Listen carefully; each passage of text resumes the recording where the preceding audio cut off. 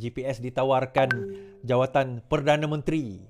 Dengan itu mereka sekarang ini bersetuju untuk menjatuhkan kerajaan yang ada. Pertama sekali kalau itu berlaku, aku akan ketawa lah terbahak.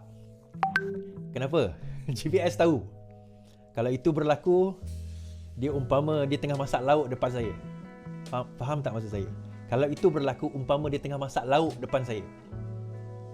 Faham tak maksud saya? Kalau GPS terima dan membentuk kerajaan baru dengan Perikatan Nasional, dia seumpama dia sedang menghidangkan lauk di hadapan Iswardi bin Morni. This is not a threat. This is just a saying. Ini satu pepatah. Tapi it will not happen that way. Itu yang kata takkanlah Iswardi tak tahu. Bukan masalah tahu atau tidak tahu. Kan? Saya dah sebut malam tadi sebenarnya, untuk itu berlaku 11 orang yang dikatakan melompat itu, kalau dia melompat pun akan berlaku PRK. Kalau berlaku PRK tuan-tuan, 11 itu belum tentu boleh menang. UMNO boleh menang sekali lagi. So, apa cara lain sebenarnya? Hanya kerana GPS, katakanlah PN ada 72, campur GPS 20. Baru 92. Yang balance tu datang daripada mana? So, yang balance tu datang daripada mana? Itu soalan saya. Kan? Tuan-tuan tulis, yang balance, yang kata kalau GPS sokong PN tu datang daripada mana? Tolong komen kat bawah.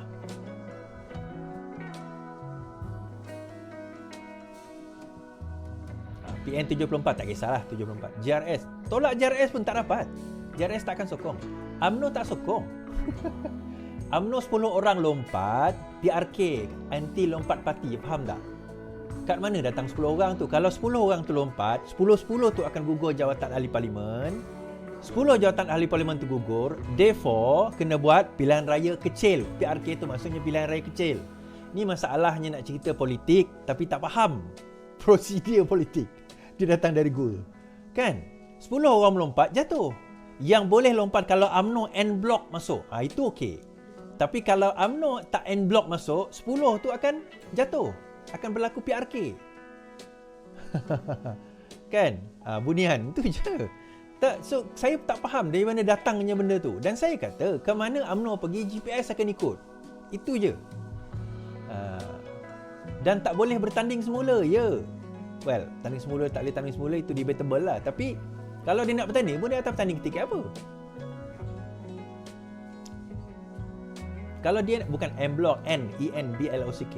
Kalau dia nak lompat pun, dia mesti en bloc yang melompat. Maksudnya UMNO campur GPS lompat, baru boleh. Kalau 10 orang UMNO lompat, itu cerita tahun lepas, tahun sebelum anti lompat parti, bolehlah cerita macam tu. Kan? 10 daripada PKR, 10 daripada PKR pun original. Oi. Dia kata aku guna tak original. Ini original lah. Apa? Dia ingat saya ni pre-record ke benda ni? Kan? Apalah TikTok ni? This is original TikTok. Ini original. Ini saya, Iswardi. Why are you warning me? Jadi saya tak faham sebenarnya dia macam ni. Dia ingatkan GPS ni, lepas ni kalau GPS ditawarkan Perdana Menteri, confirm GPS akan setuju. Korang tak tahu politik GPS tu macam mana. Kan? Nampak macam takut. Tak takut lah. Dia nak lompat, silakan. Itu pun kata tadi, kalau dia lompat, lauk tu kat depan mata. Tak takut apa. Kan? Dia test. PMX memang kaki spin ke bang? Amin Muhammad tanya. Okey, saya pinkan. Apa yang dia spin, Amin? Alamak, saya tak boleh nak pin. Macam mana nak pin dia punya komen ni? Apa yang dia spin? Okey, komen kat Amin ni. Tanya apa yang dia spin. Alright, so saja kita berinteraksi. Kadang-kadang saya live, saya tak berinteraksi dengan orang, tak menarik juga kan? Okey, so malam ini insyaAllah kita akan membawa beberapa tajuk. Satu yang agak menarik mengenai Kelantan, tuan-tuan.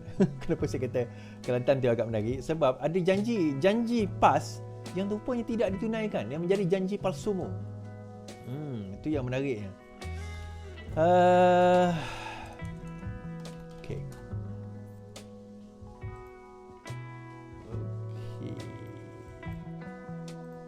Satu, kedua, kes Najib dibebaskan. So, adakah bermakna lepas ini Najib bebas? Uish, terima kasih, Mat. Adakah Najib dibebaskan lepas ini? Habislah. Hari ini Najib dilepas dan dibebaskan daripada tuduhan apa orang kata mengubah audit report 1MDB bersama dengan Arul Kandak. So, adakah beliau telah dibebaskan? Adakah kes ini dah habis? Adakah kerajaan ini telah membebaskan Najib di bawah UMNO ni? Nampak sangat kerajaan ni tak boleh pakai. Okey, kita akan tengok malam ni insya-Allah. Okey, kita mulakan dengan beberapa perkara. Pertama sekali, Terengganu larang orang politik beri kuliah ceramah dan juga khutbah. Ini menarik ni. Semua ahli politik termasuk ahli parlimen, ahli Dewan Undangan Negeri serta ahli Dewan Negara dilarang memberikan kuliah atau ceramah agama di seluruh masjid serta surau di Terengganu. Turut dilarang ialah penyampaian khutbah Jumaat. Menurut kenyataan di Persatuan Agama Islam, Syekh Harun Syekh Ahmad Ismail, larangan tersebut dibuat agar semua tempat ibadat tidak disalahgunakan untuk tujuan politik kepartian. Semua ahli yang berhormat sama ada ahli Dewan Undangan Negeri, Dewan Rakyat dan Dewan Negara tidak dibenarkan bertindak sebagai khatib dan imam solat Jumaat di masjid. Semua kepimpinan dan aktivis para politik tidak dibenarkan menyampaikan apa-apa ceramah, kuliah atau pengajaran agama di masjid dan surau dalam Terengganu, katanya. Bagaimanapun, menurut Syahrul, pengecualian diberikan kepada pemegang tauliah mengajar dengan kebenaran daripada Maidam Terengganu. Sebelum ini, Majlis Agama Islam Selangor turut mengeluarkan agar pihak masjid dan surau negeri tersebut melarang mana-mana ahli politik daripada menyampaikan ceramah atau kuliah. Larangan tersebut dibuat bagi memelihara kesucian tempat ibadah daripada dicemari politik kepartian. Jadi tuan-tuan dan puan-puan, sekarang ni nak salahkan siapa pula? Kan? Yang ini adalah arahan daripada Majlis Agama Islam negeri masing-masing. Dan pentauliahan ini tuan-tuan, Majlis Agama Islam ni tak ada kena-mengena dengan kerajaan negeri. Bila Ustaz Azhar Idrus hari tu tak dapat tauliah, inilah dia. Kerajaan liberal, dia kata Terengganu pun tak bagi tauliah kan. Tuan-tuan, pentauliahan adalah melalui Majlis Agama Islam. Ketua dia adalah Sultan. Dia tak ada kena-mengena dengan Menteri Besar, dia tak ada kena-mengena dengan Ketua Exco Agama, tak ada kena-mengena. Ketua dia adalah Sultan. Kalau nak salahkan, kena salahkan Sultan lah. Tuan-tuan berani? Berani ke tak berani? Kan? Ke komen cincai aja? Kalau tak berani, dan tak payah komen. Itu adalah agama Islam, adalah prerogatif Sultan. Adalah prerogatif Sultan. Melainkan tuan-tuan berani nak maki Sultan, silakan. Kan? Kalau tak, itu prerogatif Sultan. Kalau Sultan kata tak, bukanlah Sultan. Kalau pegawai MAIS yang mewakili Sultan atau Majlis Agama Islam yang mewakili Sultan mengatakan tidak akan memberi tauliah, maka bagi siapa kita untuk nak mempertikaikan keimanan dia? Siapa kita nak mempertikaikan keislaman dia? Hanya kerana kita suka ustaz itu. Hanya kerana kita suka ustaz ini. Tuan-tuan, saya memerhatikan. Saya ini bukan orang agama. Saya bukan orang agama dan saya tidak berminat nak masuk dalam polemik agama ini, walaupun saya mengkaji polemik agama. Saya mengkaji. Daripada dulu saya suka mengkaji polemik agama. Dan khilaf ataupun polemik ataupun perbincangan dalam agama ni adalah sesuatu yang sangat menarik bagi saya secara peribadi. Dan saya mengikuti rapat di antara Asy'ariyah, Maturidiyah, kemudian di antara Salafi, Sokol Wahabi dan sebagainya. Saya tengok, saya perhatikan. Dan saya suka memerhatikan perbincangan ilmu mereka. Hanya sekadar itu.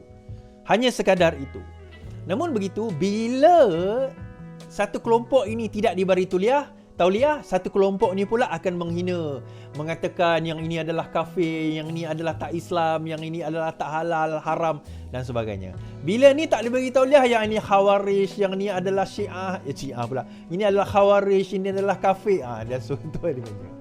Tuan-tuan, macam inilah. Setiap negeri dia ada kuasa bidang agama. Negeri ni dia ada had bidang agama. Terpulang kepada mereka. Dia tak bagi, kita jangan persoalkan lebih-lebih sangat. Tuan-tuan rasa tak suka, tak apa. Tuan-tuan rasa suka, jemputlah dia kat tempat lain, kat surau dia. Kat surau pula, kat apa orang kata secara online ke, jemput dia dekat pejabat masing-masing ke, itu tak ada masalah. Kan? Itu tak ada isu. Sebab yang dilarang itu di dalam tempat ibadah masjid dan juga surau. Tanpa tauliah. Jadi pentauliahan itu tidak ada, maka tidak dibenarkan. Jadi kalau kita nak cerita bab ni boleh tak boleh, siapa tak boleh, cerita ni daripada zaman ribu tahun dulu tak habis, tuan-tuan. 1000 tahun dulu tak habis, 1000 tahun akan datang pun tak akan habis. Jadi tak payah kita nak discuss uti Allah uti Rasul ulil amri minkum, dah tetap kat situ ulil amri minkum, pemimpin di kalangan kamu dah tetapkan undang-undang, ikut sajalah. Itu yang kita boleh kata. Namun begitu, bila apa orang kata Terengganu melarang orang-orang politik ini berceramah, kat Selangor ni kita tak risau tuan-tuan. Yang orang-orang politik yang bukan PAS ni memang kita jaranglah berceramah.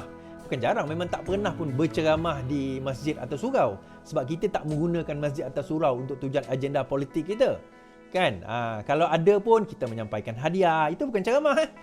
Kita sampaikan bantuan, hari raya korban, itu biasalah. Mana-mana YB akan buat kan untuk menggunakan platform. Tetapi berceramah di masjid atau surau ni biasanya orang PAS yang akan buat demikian. So bila orang PAS berbuat demikian, itu yang jadi masalahnya. Kan? Bila mereka menggunakan ayat-ayat Al-Quran untuk menjustifikasikan apa sahaja yang sudut pandang sempit mereka. Dalil ni tuan-tuan, kita boleh ambil apa saja dalil yang haram boleh jadi halal. Tuan-tuan percaya tak? Yang haram boleh jadi halal. Sebab itu Allah kata, kan, jangan kita mengharamkan perkara yang halal dan menghalalkan perkara yang haram, kerana kedua-duanya adalah syirik. Kedua-duanya ada syirik. Ambil ayat arak kata halal, itu juga syirik. Ambil makanan yang halal kata haram, itu juga adalah syirik. Kedua-duanya syirik. Tetapi boleh dilakukan, boleh kita cari dalil sebenarnya. Itu yang kadang-kadang sepatutnya ulama ini berhati-hati. Dan kenapa ulama tidak boleh terlibat dengan politik? Dia berbeza, ulama menolak politik, dia beza. Tidak terlibat, berbeza. Sebab itu dia ada istilah ulama dan umara. Yang ini konsepnya orang PAS tak boleh terima, tuan-tuan. Dia kata ulama mesti menjadi pemimpin. Siapa kata? Siapa kata ulama wajib kena jadi pemimpin? Maksudnya erti kata pemimpin itu wajibnya mesti ulama. Siapa kata? Dalam Islam tak pernah kata sedemikian. Dalam Islam dia melihat pemimpin mestilah mempunyai kompetensi, keupayaan. Dan pemimpin juga mesti mempunyai apa dia, tuan-tuan? Trustworthy. Mesti seorang yang boleh dipercayai. Oh, boleh. Kan? Boleh dipercayai. Dan juga seorang yang kompeten. Tidak semestinya dia seorang ulama. Ya, asas agama itu kena ada lah. Asas agama itu kena ada. Tetapi taklah mesti dia kena jadi ada PhD, ada master, kena hafal Quran dan sebagainya untuk dia prasyarat untuk dia nak jadi seorang pemimpin negara. Tak wajib. Itu bukan satu kewajipan. Di mana sisi ulama? Ulama sisinya adalah di sisi pemimpin, di sisi umara untuk menasihati umara. Itu peranan ulama. Di situ peranan ulama yang sebenar, iaitu menasihati para pemimpin kalau mereka membuat kesilapan. Kalau zaman dahulu ulama ni umpama pembangkang lah. Ulama ni sebenarnya pembangkang. Asal wala zaman khalifah, zaman khulafa ar-rasyidin, zaman khalifah, di mana masa itu tak ada dual system. So siapa yang pergi menentang raja atau sultan dan khalifah masa itu? Bukanlah menentang, kira menjadi check and balance kepada sultan adalah ulama. Sebab itulah kenapa ramai ulama zaman-zaman khalifah yang kejam, khalifah bukan semuanya khalifah yang baik. Ramai juga khalifah yang tak baik ni. Dan ramai khalifah yang mana khalifah yang zalim, ramai ulama dibunuh. Antara yang pernah kena siksa Imam Abu Hanifah sendiri. Imam Bukhari pernah kena buang negeri. Imam Ibn Taymiyah antara orang yang pernah diperangi. Ramai lagi lah pemimpin ulama-ulama yang mana masa itu menegur pemerintah, dia disiksa, dia ditangkap. Tetapi dia tak menyertai parti politik. Dia luar daripada kerangka politik kerana dia tak nak bias. Bila dia menyertai parti politik atau berada dalam kerancah politik sebab dia nak berkuasa, dia akan jadi bias. Sokong aku kerana aku nak jadi pemimpin, dia akan jadi bias kat situ. Aku mengkritik kerana aku nak jadi pemimpin, dia akan jadi bias. So ulama berada di peranan yang ketiga. Sebab itu saya suka sebenarnya ulama seperti Rora kan, seperti Dr. Mazhar. Tak kisahlah korang tak setuju dengan pandangan salafi dia dan sebagainya, saya tak kisah. Tetapi dia berada dekat luar. Bila dia berada dekat luar, mereka berada dekat situ untuk mengkritik. Dia berada dekat situ untuk tujuan mengkritik. Betul atau tidak kritikan dia, kita kena jawab dengan hujah. Kalau dia kata, contoh ada juga kritikan Dr. Mazhar, saya tak setuju. Dia kritik pemimpin macam ni. Saya kata saya tak setuju dengan kritikan tersebut. Sebab apa macam ni. So dia mengkritik, kita boleh kritikan dia. Itu dinamakan perbahasan dan juga perbincangan yang sihat. Yang macam ni yang kita nak create, yang kita nak bina. Yang macam ni yang kita nak wujudkan. Di mana kita ada ulama yang boleh mengkritik dan dikritik. Jangan ulama tu pula bila dia kritik boleh, bila kita kritik dia, ni nampak melawan tok guru ni. Ini tulah ni. Ini tak boleh ni. Ini kurang ajar ni. Dia kritik tak apa. Tapi bila kita kritik dia balik, tak boleh tulah. Macam mana pula macam tu kan? Ini kepala bapak engkau. Ini kepala bapak aku. Kalau kau berani kau pijatlah kepala bapak aku. Kita pun pijak kepala bapak dia. Bila dia datang pijak kepala kita buka silat. Macam cerita Piramli. Sampai lunyai kepala bapak aku kau pijak. Kepala bapak engkau aku tak boleh pijak. Kan? Dalam hal kita nak dalam demokrasi tuan-tuan, berani mengkritik, berani kena kritik. Saya tak ada masalah. Siapa nak kritik saya, tak ada isu. Silakan. Jangan, tapi ada juga kritikan membawa cerita peribadi dan sebagainya. Bagi saya itu bukan kritikan, itu kebodohan. Yang tu saya tak layan. Kan, cerita-cerita peribadi, fizikal dan sebagainya. Bagi saya tu orang-orang macam tu wala gone wala on, yang dah kehabisan idea dan ketandusan. Apa orang kata, ialah perkara-perkara nak dibincang dan nak dicakapkan.